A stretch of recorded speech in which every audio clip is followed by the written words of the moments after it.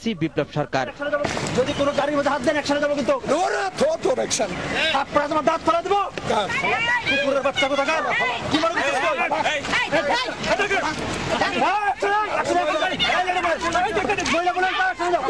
এ সময় জয়নুল আবদিন ফারুকের নেতৃত্বাধীন মিছিলটি এগোতে থাকলে হঠাৎ করেই পেছন থেকে তেজগাঁও জোনের এডিসি হারুনা রশিদ ফারুকের উপর হামলা চালান।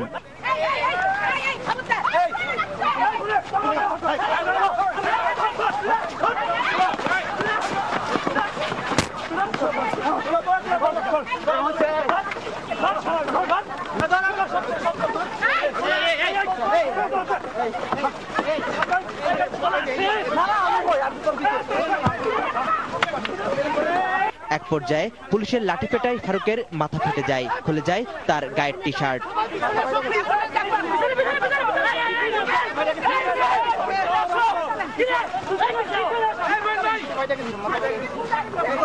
বিরোধী দলীয় চিফ হুইপ খালি গায়ে দৌড়ে সংসদ সদস্যদের বাসভবন ন্যাম ফ্ল্যাটের দিকে ছুটে গেলে সেখানেও পুলিশ হামলা চালায়।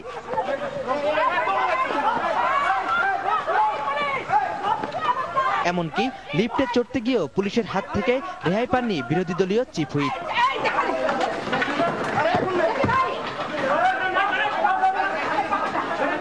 কোন রকমে পুলিশের গাড়িতে তুলে নিয়ে যাওয়ার সময় গাড়ি থেকে রাস্তায় পড়ে যান ফারুক।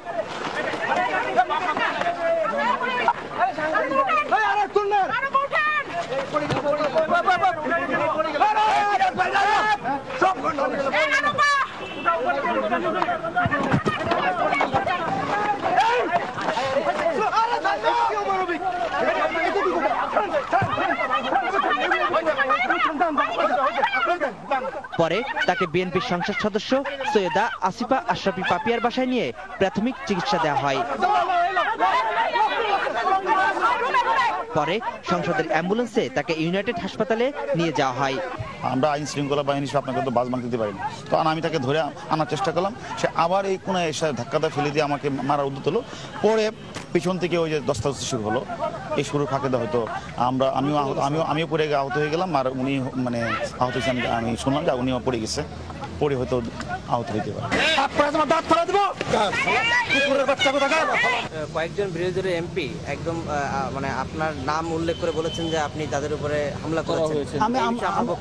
আমরা হামলা করার প্রশ্ন না, আমি কেন, আমার কোনো পুলিশ সদস্য আমাদের যদি হামলা করার কোনো উদ্দেশ্য থাকতো তা আমরা তো প্রথমেই হামলা করতে পারতাম ভোর 6টার সময়।